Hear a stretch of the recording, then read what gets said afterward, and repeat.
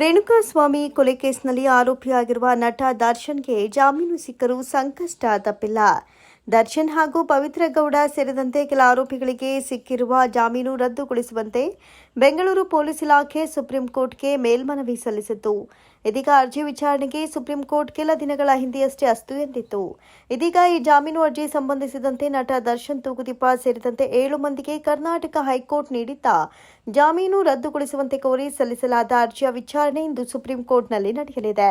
ಈ ಪ್ರಕರಣದಲ್ಲಿ ದರ್ಶನ್, ಪವಿತ್ರ ಗೌಡ ಮತ್ತು ಇತರ 5 ಆರೋಪಿಗಳ ಜಾಮೀನು ವಿಷಯವನ್ನ ಸುಪ್ರೀಂ ಕೋರ್ಟ್ ನ್ಯಾಯಮೂರ್ತಿಗಳಾದ ಜೆಪಿ ಪರ್ದಿವಾಲಾ ಮತ್ತು ಆರ್ ಮಹಾದೇವನವರ ಪೀಠವು ಪರಿಶೀಲಿಸಲಿದೆ. ಬೆಂಗಳೂರು ಪೊಲೀಸ್ ಇಲಾಖೆ ಹೈಕೋರ್ಟ್ನ ಜಾಮೀನು ಆದೇಶಕ್ಕೆ ತಡೆ ನೀಡುವಂತೆ ಸುಪ್ರೀಂ ಕೋರ್ಟ್ಗೆ ಮನವಿ ಸಲ್ಲಿಸಿತ್ತು. ಈ ಹಿಂದೆ ದರ್ಶನ್ಗೆ ಆರೋಗ್ಯ ಕಾರಣಗಳಿಗಾಗಿ ಅಕ್ಟೋಬರ್ 30, 2024ರಂದು ಹೈಕೋರ್ಟ್ 6 ವಾರಗಳ ಕಾಲ ಮಧ್ಯಂತರ ಜಾಮೀನು ಮಂಜೂರು ಮಾಡಿತ್ತು. ಆದರೆ ಶಸ್ತ್ರಚಿಕಿತ್ಸೆಗಾಗಿ ಜಾಮೀನು ಪಡೆದಿದ್ದರೂ ದರ್ಶನ್ ಇದುವರೆಗೂ ಯಾವುದೇ ಶಸ್ತ್ರಚಿಕಿತ್ಸೆ ಮಾಡಿಸಿಲ್ಲ ಎಂಬುದು ಗಮನಾರ್ಹ.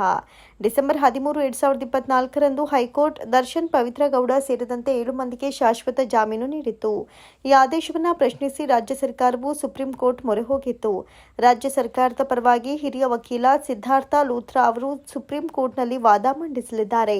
ಈ ಪ್ರಕರಣದಲ್ಲಿ ಆರೋಪಿಗಳಿಗೆ ಜಾಮೀನು ನೀಡಿರುವುದು ಸರಿಯಲ್ಲ, ಹೈಕೋರ್ಟ್ ಆದೇಶವನ್ನು ರದ್ದುಗೊಳಿಸಬೇಕು ಅಂತ ಸರ್ಕಾರದ ಮನವಿಯಲ್ಲಿ ಒತ್ತಾಯಿಸಲಾಗಿದೆ.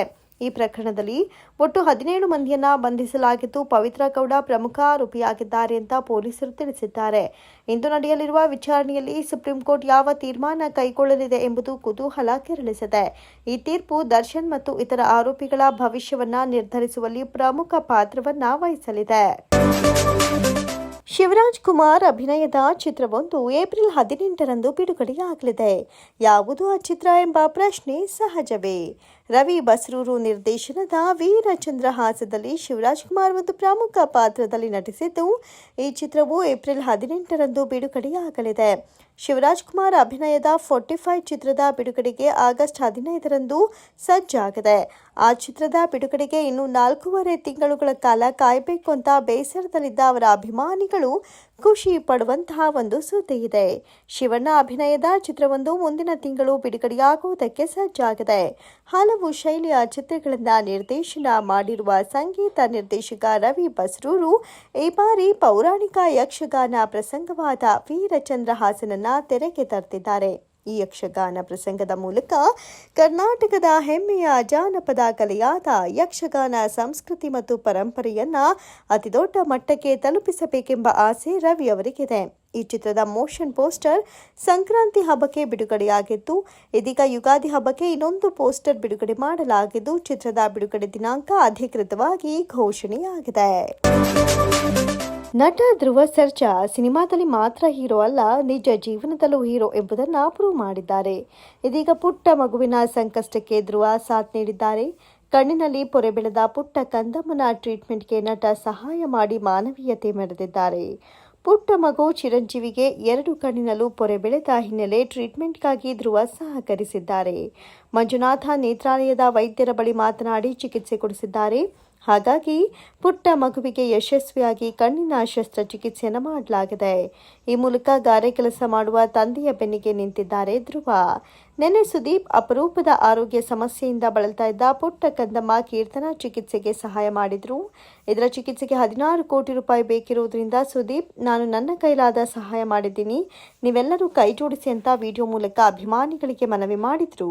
ಈ ಬೆನ್ನಲ್ಲೇ ಧ್ರುವ ಸರ್ಜಾ ಕೂಡ ಮತ್ತೊಂದು ಪುಟ್ಟ ಮಗುವಿನ ಬಾಳಿಗೆ ಬೆಳಕಾಗಿರುವುದನ್ನು ನೋಡಿ ಫ್ಯಾನ್ಸ್ ಶ್ಲಾಘಿಸಿದ್ದಾರೆ. ಸ್ಯಾಂಡಲ್ವುಡ್ ನಟ, ನಿರ್ದೇಶಕ, ನಿರ್ಮಾಪಕ ರಿಷಬ್ ಶೆಟ್ಟಿ ಇದೀಗ ಸಾಲು ಸಿನಿಮಾ ಕೆಲಸಗಳಲ್ಲಿ ಬ್ಯುಸಿಯಾಗಿದ್ದಾರೆ. ಈ ನಡುವೆ ಕಾಂತಾರ ಸಿನಿಮಾ ಶೂಟಿಂಗ್ನಲ್ಲಿಯೂ ತೊಡಗಿಸಿಕೊಂಡಿದ್ದಾರೆ. ಇದೆಲ್ಲದರ ಜೊತೆಗೆ ಹಬ್ಬ ಹರಿದಿನಗಳನ್ನು ಅಷ್ಟೇ ಸಂಪ್ರದಾಯಬದ್ಧವಾಗಿ ಆಚರಿಸುವ ರಿಷಬ್ ಯುಗಾದಿ ಹಬ್ಬದ ಪ್ರಯುಕ್ತ ಆಂಧ್ರದ ಶ್ರೀಕಾಳಹಸ್ತಿಗೆ ಭೇಟಿ ನೀಡಿದ್ದಾರೆ. ನಟ ರಿಷಬ್ ಶೆಟ್ಟಿ ಸದ್ಯ ಕಾಂತಾರ ಚಾಪ್ಟರ್ 1 ಸಿನಿಮಾದ ಶೂಟಿಂಗ್ನಲ್ಲಿ ಬ್ಯುಸಿಯಾಗಿದ್ದಾರೆ. ಈಗಾಗಲೇ ಬಹುಪಾಲು ಭಾಗದ ಶೂಟಿಂಗ್ ಸಹ ಮುಗಿದಿದೆ. ಪತ್ನಿ ಮತ್ತು 2 ಮಕ್ಕಳ ಜೊತೆಗೆ ಆಂಧ್ರದ ಶ್ರೀಕಾಳಹಸ್ತಿ ದೇವಸ್ಥಾನಕ್ಕೆ ತೆರಳಿದ ರಿಷಬ್ ಶೆಟ್ಟಿ ವಿಶೇಷ ಪೂಜೆ ಮಾಡಿಸಿದ್ದಾರೆ. ದೇವಸ್ಥಾನದ ಆವರಣದಲ್ಲಿನ ಗೋವಿಗೂ ಪೂಜೆ ಸಲ್ಲಿಸಿದ್ದಾರೆ. ಸಾಂಪ್ರದಾಯಿಕವಾಗಿ ಬಿಳಿ ಪಂಚೆ, ಅದರ ಮೇಲೆ ಕೇಸರಿ ಹೊದಿಕೆಯಲ್ಲಿ ರಿಷಬ್ ಕಾಣಿಸಿದರೆ ಹಸಿರು ಸೀರೆಯಲ್ಲಿ ಪ್ರಗತಿ ಕಂಡಿದ್ದಾರೆ. ರಿಷಬ್ ಶೆಟ್ಟಿ ಮಗಳು ರಾಧ್ಯಾ ದೇವಸ್ಥಾನದ ಆವರಣದಲ್ಲಿನ ಹಸುವನ್ನ ಮುಟ್ಟಿ ಪುಳುಕಿತರಾದರು. ಹಾಗೆ ರಿಷಬ್ ಶೆಟ್ಟಿ ಕುಟುಂಬ ದೇವಸ್ಥಾನದ ಆವರಣದಲ್ಲಿನ ಹಸುವಿಗೆ ಮೇವು ನೀಡಿದರು. ಕನಸಿನ ರಾಣಿ ಮಾಲಾಶ್ರೀ ಬಹುದಿನಗಳ ಬಳಿಕ ಒಂದು ಚಿತ್ರ ಮಾಡಿದ್ದಾರೆ. ಇದರಲ್ಲೂ ಭರ್ಜರಿ ಆಕ್ಷನ್ಗಳಿವೆ. ವಿಶೇಷ ಅಂದ್ರೆ ಬಿಗ್ ಬಾಸ್ ಖ್ಯಾತಿಯ ತನಿಷಾ ಕುಪ್ಪಂಡ ಇದ್ದಾರೆ. ಡ್ಯಾನ್ಸರ್ ಹಾಗೂ ಬಿಗ್ ಬಾಸ್ ಫೇಮ್ ಕಿಶನ್ ಬಿಳಗಲಿ ಕೂಡ ಇದ್ದಾರೆ. ಇವರ ಈ ಚಿತ್ರಕ್ಕೆ ಇದೀಗ ಸೆನ್ಸಾರ್ ಆಗಿದೆ. ಪ್ರಾದೇಶಿಕ ಸೆನ್ಸಾರ್ ಮಂಡಳಿಯ ಸದಸ್ಯರು ಈ ಚಿತ್ರ ನೋಡಿದ್ದಾರೆ. ನೋಡಿದ ಮೇಲೆ ಪ್ರಮಾಣ ಪತ್ರವನ್ನು ಕೊಟ್ಟಿದ್ದಾರೆ. ಆದರೆ ಈ ಒಂದು ಪ್ರಮಾಣ ಪತ್ರದಲ್ಲಿ ಎ ಕೂಡ ಇದೆ, ಯು ಸಹ ಇದೆ.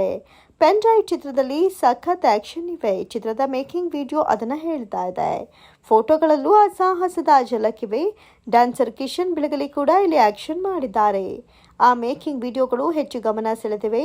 ತನಿಷಾ ಕುಪ್ಪಂಡ ಇಲ್ಲಿ ಪೊಲೀಸ್ ಆಫೀಸರ್ ಆಗಿದ್ದಾರೆ. ಅಷ್ಟೇ ಸೂಪರ್ ಆಗಿಯೂ ಕಾಣಿಸ್ತಿದ್ದಾರೆ.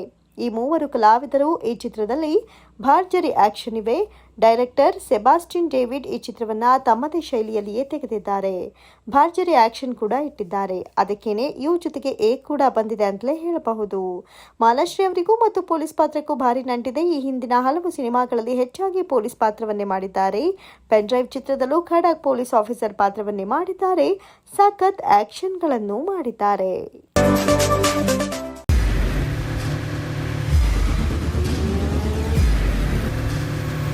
ಪ್ರಜಾಮಾರ್ಗ ನ್ಯೂಸ್, ಇದು ಜನಸಾಮಾನ್ಯರ ಧ್ವನಿ. ನಮಸ್ಕಾರ. ನೀವು ನೋಡ್ತಾ ಇದ್ದೀರಾ ಪ್ರಜಾಮಾರ್ಗ ನ್ಯೂಸ್. ರಾಷ್ಟ್ರದ, ರಾಜ್ಯದ ರಾಜಕೀಯದ ಬಗ್ಗೆ ಹೆಚ್ಚಿನ ಸಿನಿಮಾ ಅಪ್ಡೇಟ್ಗಳಿಗಾಗಿ ಫಸ್ಟ್ ಲೈಕ್ ಮಾಡಿ, ಸಬ್ಸ್ಕ್ರೈಬ್ ಆಗಿ, ಹಾಗೆ ಫಾಲೋ ಕೂಡ ಮಾಡಬೇಕು.